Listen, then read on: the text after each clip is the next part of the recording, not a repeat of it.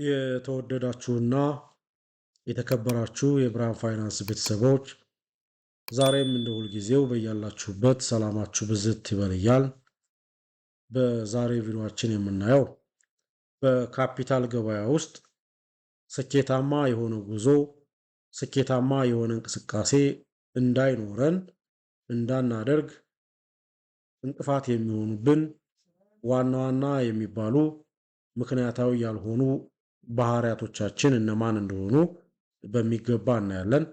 ከዚህ በፊት በሰራነው ቪዲዮ በካፒታል ገበያ ውስጥ ስኬታማ የሚሆኑት እነማን ናቸው የሚል እጅግ በጣም ጠቃሚና አስተማሪ የሆነ ቪዲዮን አይተናል። ዛሬም ከዛ በተቃራኒው በካፒታል ገበያ ውስጥ ስኬታማስ የማይሆኑ እነማን ናቸው፣ ለምንድን ነው ስኬታማ የማይሆኑት የሚለውን አንድ ባንድ በሚገባ እናያለን። እንደሚታወቀው በካፒታል ገበያ ውስጥ ስኬታማ የማይሆኑት ምክንያታዊ ያልሆኑ ኢንቨስተሮች ናቸው። ቢኮዝ በካፒታል ገበያ ውስጥ አጠቃላይ ምንም እንኳን ካፒታል ገበያው ለሁላችንም ፌር ኤንድ ትራንስፓረንት ቢሆን አክሰሰብል ቢሆን እንኳን ካፒታል ገበያው የሚመራው በእውቀትና በስትራቴጂ እንደመሆኑ መጠን ምክንያታዊ ካልሆን አሸናፊ የምንሆንበት እድል የለም። ቢኮዝ ምክንያታዊ አይደለንም ማለት የገበያ ተሳትፏችን በእውቀትና በመረጃ ላይ የተመሰረተ ነው ማለት አይደለም። ገበያው በእውቀትና በመረጃ የተመሰረተ ከሆነ እና እኛ የምንወስናቸው ውሳኔዎች እውቀትንና መረጃን መሰረት ያደረጉ ካልሆኑ ደግሞ ምናልባትም በእንዲህ አይነት የተቃረነ ኢንቫይሮንመንት በካፒታል ገበያ ውስጥ የሚኖረን ተሳትፎ ስኬታማ አይሆንም ማለት ነው። ስለዚህ በዛሬ ቪዲዮአችን እነዚህን ለስኬታማነታችን እንቅፋት ሊሆኑ የሚችሉ 5 ዋና ዋና የሚባሉ ምክንያታዊ ያልሆኑ ባህሪያቶቻችንን ለይተን ነቅሰን በማውጣት እንዴት እነዚህን ማጥፋትና መቀነስ፣ አለፍ ሲል ደግሞ ምክንያታዊ የሆኑ ኢንቨስተር ባህሪያቶችን በመላበስ ጥሩ የሚባል ስኬታማ የሆነ የካፒታል ገበያ ተሳትፎ ማድረግ እንደምንችል አንድ ባንድ እናያለን። አሁንም እስከ ቪዲዮ ፍጻሜ ድረስ አብራችሁኝ እንድትቆዩ ነው በአክብሮት የምጋብዘው። በቀጥታ የምናልፈው እነዚህ 5ቱ ዋና ዋና የሚባሉ ምክንያታዊ ያልሆኑ ኢንቨስተሮች ባህሪያት በካፒታል ገበያ ውስጥ የሚኖረንን ተሳትፎ ስኬታማነት የሚያደናቅፉ ባህሪያቶች እነማን እንደሆኑ ነው የምናየው። አንደኛውና የመጀመሪያው ለስኬታማነታችን እንቅፋት የሚሆነው ምክንያታዊ ያልሆነ ባህሪያችን በስሜት መነዳት፣ በፍርሃትና በስግብግብ የግዥና ሽያጭ ውሳኔዎችን መወሰን መቻል ስኬታማነታችንን ከሚያጨናግፉ ከሚያበላሹ ዋና ዋና ባህሪያቶች መካከል በግንባር ቀደምትነት የሚጠቀሰው ነው። በካፒታል ገበያ ውስጥ የሚኖረን ተሳትፎ በስሜት የሚነዳ ከሆነ የአክሲዮን ግዥና ሽያጭ ውሳኔዎቻችን አጠቃላይ በካፒታል ገበያ ውስጥ የሚኖረን እንቅስቃሴ በፍርሃትና በስግብግብነት የምንወስን ከሆነ ፋሞ የሚባለው ሳይኮሎጂ የሚያጠቃን ከሆነ በካፒታል ገበያ ውስጥ የሚኖረን እንቅስቃሴ ውጤታማ አይሆንም። ስለዚህ ሁላችንም በካፒታል ገበያ ውስጥ በስሜት ከመነዳት በፍርሃትና በስግብግብነት የተለያዩ የካፒታል ገበያ እንቅስቃሴ ውሳኔዎችን ከመወሰን ወጥተን ምክንያታዊ መሆን መቻል አለብን። ለምሳሌ በፍርሃት ማለት ምክንያታዊ ያልሆነ ኢንቨስተር የአንድ ተቋም ኢንቨስት ያደረገበት ተቋም የአክሲዮን የገበያ ዋጋ ዝቅ ሲል በመሽቀዳደም ሽጦ ለመውጣት መሞከር ፍርሃት ካለበት፣ በስሜት የሚነዳ ከሆነ የዚህ ተቋም የአክሲዮን ዋጋ ከዚህ በታች የበለጠ ሳይቀንስ የበለጠ ሳልከስር ሽጬ መውጣት የበለጠ ያዋጣኛል ብሎ በስሜት መነዳት በፍርሃት መዋጥ ይኖርበታል። እንደዛ አይነት ስሜት ይላበሳል።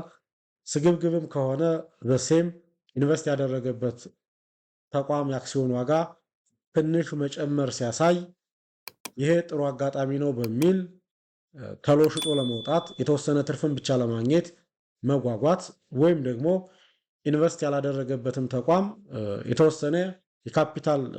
የተወሰነ የአክሲዮን የገበያ ዋጋ ጭማሪ ሲያሳይ ከዚህ ተቋምማ ኢንቨስት ሳላደርግ መቅረት የለብኝም በሚል ባልተጠና ሁኔታ የዛንን ተቋም አክሲዮንም ጭምር ለመግዛት መስገብገብ፣ እሽቅድምድሞች ውስጥ መግባት አይነት ነገሮች ይኖራሉ። እነዚህ በካፒታል ገበያ ውስጥ የሚኖረንን ተሳትፎ ውጤታማነት በእጅጉ የሚያበላሹብን፣ ለስኬታማነታችን እንቅፋት የሚሆን አንዱና ዋናው ምክንያት መሆኑን በመረዳት ሁላችንም በካፒታል ገበያ ውስጥ የሚኖረንን ተሳትፎ ከስሜት በነፃ መልኩ ፍርሃትን ባስወገደና ስግብግብነትን ባልተላበሰ መልኩ መምራት በእጅጉ አስፈላጊ ነው። ከዚህ ይልቅ ለምን ቀነሰ፣ ለምን ይጨምራል፣ ሰዎች አሁን ለመግዛት ለምን ወደዱ፣ ለመሸጥ ለምን ፈለጉ የሚሉ መሰረታዊ የሆኑ ጥያቄዎችን በማንሳት ከስሜት በጸዳ መልኩ ፍርሃትና ስግብግብነትን ባልተላበሰ መልኩ የካፒታል ገበያ እንቅስቃሴን ማድረግ በእጅጉ ይመከራል ማለት ነው። ይህ አንደኛው ነው። ሁለተኛውና ሌላኛው የሰዎችን ወሬና አጠቃላይ ተያያዥ ነገሮችን በማሻተት ብቻ የግዥና የሽያጭ ውሳኔዎችን ማድረግ በካፒታል ገበያ ውስጥ ሌላው ስኬታማነታችን የሚያበላሽብን ይሄ ነው። ያ ማለት የራሳችንን የግል አናሊሲስ ከመከተል ከማድረግ ይልቅ እነማን ምን እያደረጉ ነው፣ እነማን የማንን ተቋም አክሲዮን እየገዙ ነው ወይም ደግሞ እየሸጡ ነው ብሎ በማሰብ ሰዎች ያደረጉትን ብቻ ለማድረግ ትክክል ነው ብሎ ለመቀበል መሞከር ሌላው የስኬታማነታችን እንቅፋት ነው። ስለዚህ ሰዎች ያደረጉትን ትክክል ነው ብሎ መንጋ ተከታይ ከመሆን ይልቅ በራሳችን ሪሊ አክሲዮን ልንገዛ ያሰብንበት ተቋም፣ አክሲዮን ልንሸጥ ያሰብንበት ተቋም አሁናዊ ቁመና ምን ይመስላል፣ የወደፊት የእድገት ተስፋው ምን ያመላክታል ብሎ ማየት እንጂ በተለያዩ የሶሻል ሚዲያ ስለ ተቋሙ ያልተረጋገጡ መረጃዎችን በመውሰድ ምናልባትም መንጋ ተከታይ ሆኖ የካፒታል ገበያ ውሳኔዎችን ማድረግ በእጅጉ ለኪሳራ ከሚያጋልጡ ነገሮች መካከል አንዱ መሆኑን መረዳት ይኖርብናል። ቢኮዝ በተለያዩ የሶሻል ሚዲያ አማራጮች ስለ አንድ ተቋም የወደፊት እንቅስቃሴ መረጃ ሊኖር ይችላል። የዚህ ተቋም እኮ የአክሲዮን ዋጋ በእጅጉ ሊቀንስ ነው ቢኮዝ እንደዚህ እየሆነ ነው፣ ወይም ደግሞ በተቃራኒው የዚህ ተቋም የአክሲዮን ዋጋ ወደፊት እኮ ይጨምራል ቢኮዝ ይሄ ተቋም ወደፊት ይህን ያክል ትርፍ አለው፣ ወደፊት እንደዚህ ኢንቨስት ሊያደርግ አስቧል፣ ኤንድ ዘ ላይክ አይነት መረጃዎችን ሶሻል ሚዲያ ላይ ስናይ እነዛን ትክክለኛነታቸውን ሳናረጋግጥ መንጋ ተከታይ ብቻ በመሆን የካፒታል ገበያ ተሳትፎ ውሳኔ የምናደርግ ከሆነ አሁንም በካፒታል ገበያ ውስጥ የሚኖረን ስኬታማነት በእጅጉ ጥያቄ ውስጥ የሚገባበት እድል እንዲፈጠር ያደርጋል። ስለዚህ ሁላችንም መንጋ ተከታይ ከመሆን ወጥተን የራሳችንን አናሊሲስ መውሰድ እና ከዛ ተነስተን የተለያዩ የካፒታል ገበያ ውሳኔዎችን መወሰን በእጅጉ ይመከራል። እዚህ ላይ የሚነሳው ትልቁ ጥያቄ በራሳችን አናሊሲስ ለመስራት እኛ የዛ ዘርፍ ፕሮፌሽን ባንሆንስ በምን መልኩ የሚል አይነት ነገር ይኖራል። ይሄ ሁሉንም ላይ እኛ ፕሮፌሽናል መሆን አይጠበቅብንም። ብሮከሮቻችንን ማማከር፣ ኢንቨስትመንት ባንኮችን ማማከር፣ አጠቃላይ ስለ ካፒታል ገበያው የተሻለ ትንታኔን መስጠት የሚችሉ የመረጃ ምንጮችን በሚገባ ማየት፣ አዝማሚያዎችን መረዳት በእጅጉ ያስፈልጋል ማለት ነው እንጂ እኛ በቀጥታ የዛ ስፔሲፊክ ኢሹ ፕሮፌሽናል ኤክስፐርት መሆን አለብን ማለት ግን እንዳልሆነ በመረዳት ራሳችንን ካልተገባ ጭንቀት ማውጣት የግድ አሁንም ኮንሲደር ሊደረግ የሚገባው ጠቃሚ ነጥብ ነው ብዬ አስባለሁ። ሌላውና ሶስተኛው በካፒታል ገበያ ውስጥ የሚኖረንን ስኬታማነት ሊያበላሽ የሚችል ምክንያታዊ ያልሆነ ባህሪያችን በአንድ ጀንበር የመበልጸግ ፍላጎት መላበስ መቻል ነው። ምክንያታዊ ያልሆነ ኢንቨስተር በካፒታል ገበያ ስለተሳተፈ ብቻ በአንድ ቀን፣ በአንድ ወር፣ በአንድ ዓመት፣ በአንድ ጀንበር መበልጸግን ድማንድ ያደርጋል። ጌት ሪች ኩዊክ የሚባለው ሜንታሊቲን ዲቨሎፕ ያደርጋል። በካፒታል ገበያ ውስጥ ስንሳተፍ በካፒታል ገበያ መሳተፋችን ኦቨርናይት ሊያበለጽገን እንደማይችል የረዥም ጊዜ የካፒታል ግንባታ ስትራቴጂ እንደመሆኑ መጠን ያንን ማሰብ ይኖርብናል።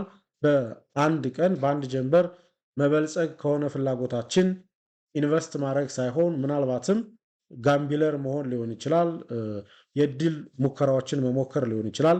ስለዚህ በኢንቨስትመንትና በጋምቢሊንግ መካከል ያለውን ልዩነት በጠራ መልኩ መረዳት ይኖርብናል። ነገር ግን ብዙ ጊዜ ምክንያታዊ ያልሆኑ ኢንቨስተሮችን ስታዩ በካፒታል ገበያ መሳተፍ መቻላቸው ኦቨርናይት ባለሀብት እንደሚያደርጋቸው ነው ፐርሲቭ የሚያደርጉ። ያ በእጅጉ ስህተት ነው። የካፒታል ገበያ ኦቨርታይም ነው ሀብት እንድናፈራ እድሉን የሚፈጥርልን እንጂ ኦቨርናይት አይደለም። ስለዚህ እሱም በመረዳት ጌት ሪች ኩዊክ የሚለውን ሜንታሊቲያችንን ሪክራፍት ማድረግ እና በካፒታል ገበያ ውስጥ የሚኖረንን ተሳትፎ ውጤታማ ማድረግ በእጅጉ ይመከራል። የካፒታል ገበያን እንደ ዘላቂ ኢንቨስትመንት መስክ ማየት ይኖርብናል። እንደ ዘላቂ እንጂ እንደ በአቋራጭ እንደሚያከብር ልክ እንደ ጋምቢሊንግ ወይም ደግሞ ሎተሪ እንደምንለው አይነት ነገር ማየት መቻል የለብንም። በካፒታል ገበያ ውስጥ ስንሰማራ ኢንቨስት የምናደርግበትን ተቋም አሁናዊ ቁመና ብቻ ሳይሆን ማየት ያለብን የዛሬ 10-15 ዓመት ይሄ ተቋም የት ይደርሳል፣ የዛሬ 10-15 ዓመት የሚደርስበትን የሚያመላክቱ ስትራቴጂዎቹ ምን ይመስላሉ ብለን ነው በደንብ ኢንቨስት ማድረግ ያለብን። የዛሬ 10-15 ዓመት ኢንቨስት የምናደርግበት ተቋም የሚደርስበትን ሁኔታ አይተን ኢንቨስት የምናደርግ ከሆነ የረዥም ጊዜ እይታ ይኖረናል። በአጭር ጊዜ የመበልጸግ ፍላጎት አይኖረንም። በዛም የረዥም ጊዜ ስኬታማ ኢንቨስተሮች መሆን የምንችልበት እድል እንዲኖር ያስችላል። ስለዚህ የካፒታል ገበያ ላይ ጌት ሪች ኩዊክ የሚል ሜንታሊቲ በእጅጉ ኪሳራማነታችንን ሊያሳድግ የሚችል ካፒታል ገበያ ተሳትፎ ውጤታማነታችንን ሊያበላሽ የሚችል ምክንያታዊ ያልሆነ ባህሪ መሆኑን በመረዳት እኛ ከዚህ ሜንታሊቲ መውጣት መቻል አለብን። አራተኛውና ሌላኛው አሁንም በካፒታል ገበያ ተሳትፏችን ውስጥ ውጤታማነታችንን ሊያበላሽ የሚችል ምክንያታዊ ያልሆነ ባህሪያችን ወይም ደግሞ ባህሪ ሁሉንም ገንዘብ በአንድ አይነት ቦታ ማከማቸት፣ እንደ ጥሩ ነገር መቁጠር። ይሄ ሌላኛው ካፒታል ገበያ ተሳትፎ ውጤታማነታችንን ሊያበላሽ የሚችል ጉዳይ ነው። አንድ ትልቅ የሚባል ስሙ በደንብ የሚታወቅ ተቋም ላይ ብቻ ሁሉንም የኢንቨስትመንት ካፒታላችንን ማፍሰስ አይመከርም። ቢኮዝ ዳይቨርሲፊኬሽን ያስፈልጋል። ፊውቸሪቲ ፉል ኦፍ አንሰርቴን እንደመሆኑ መጠን ዛሬ ላይ ጠንካራ ነው ብለን የምናስበው ተቋም ነገ ከነገ በኋላ በአንድም በሌላም መልኩ የሚዳከምበት እድል እንኳ ቢፈጠር ኪሳራማነታችን የምንከስርበት ማግኒቲዩድ በእጅጉ ከፍ እንዳይል ሪስካችን ዳይቨርሲፋይ እንዲሆን የግድ አንድ ተቋም ላይ ብቻ ኢንቨስት ከማድረግ ይልቅ ኢንቨስትመንት ፖርትፎሊዮአችንን ዳይቨርሲፋይ ማድረግን ማሰብ የግድ ይለናል። አንድ ጠንካራ የሚባል ተቋምን ብቻ መርጦ ከዛ ላይ ኢንቨስት ማድረግ ኪሳራማነታችንን ምናልባትም ዳይቨርሲፋይ አለማድረግ እንደመሆኑ መጠን ይህንን ማሰብ መቻል አለብን። ራሽናል ያልሆኑ ኢንቨስተሮች እንዳልኩት ኢንቨስት ማድረግ እንጂ ዳይቨርሲፋይ ማድረግን በሚገባ ኮንሲደር አያደርጉም። በካፒታል ኢንቨስትመንት ደግሞ በካፒታል ገበያ ደግሞ አንዱና ትልቁ ለስኬት ከሚያበቁ ነገሮች መካከል ዳይቨርሲፋይ ማድረግ መቻል ነው። ይህንን ዳይሬክትልም ሊሆን ይችላል፣ ኢንዳይሬክትልም ሊሆን ይችላል። ዋቴቨር ግን ሊያጋጥም የሚችልን ሪስክ ዳይቨርሲፋይ ማድረግ ግን በእጅጉ የሚመከርና ጠቃሚ መሆኑን ሁላችንም መረዳት መቻል አለብን። እዚህ በፊትም እንደተናገርኩት ከአንድ ብርቱ ሁለት ደካማ ይባላል። የአንድ ጠንካራ በዛ ልክ ላይኖር ይችላል። ሁለት ነገር ግን ያስፈልጋል። ለምሳሌ ሁለት ተቋም ላይ ኢንቨስት ብታደርጉት አንደኛው ላይ የሚያጋጥማችሁን ኪሳራ ሌላኛው ተቋም ላይ በምታገኙት ትርፋማነት፣ ውጤታማነት ኮምፖንሴት ማድረግና አጠቃላይ የካፒታል ገበያ እንቅስቃሴያችሁን ውጤታማ ማድረግ ይቻላል። እንዳልኩት ግን አንድ ተቋም ብቻ ላይ ኢንቨስት የምታደርጉ ከሆነና በሆነ አጋጣሚ ፊውቸሪቲ ፍሎ ኦፍ አንሰርቴን እንደመሆኑ መጠን ፐርፎርማንሱ እየወረደ ቢመጣ የሚኖራችሁ ኪሳራ የሚያጋጥማችሁ ኪሳራ በእጅጉ ስር የሰደደና እናንተን ሊጎዳ የሚችል ስለሚሆን ይህንን በማሰብ ሁሉንም ገንዘባችሁን በአንድ ተቋም ላይ በአንድ ሴክተር ላይ ኢንቨስት ከማድረግ ይልቅ የኢንቨስትመንት ፖርትፎሊዮ ዳይቨርሲፊኬሽን ኮንሴፕትን ኮንሲደር ማድረግ የግድ ያስፈልጋል።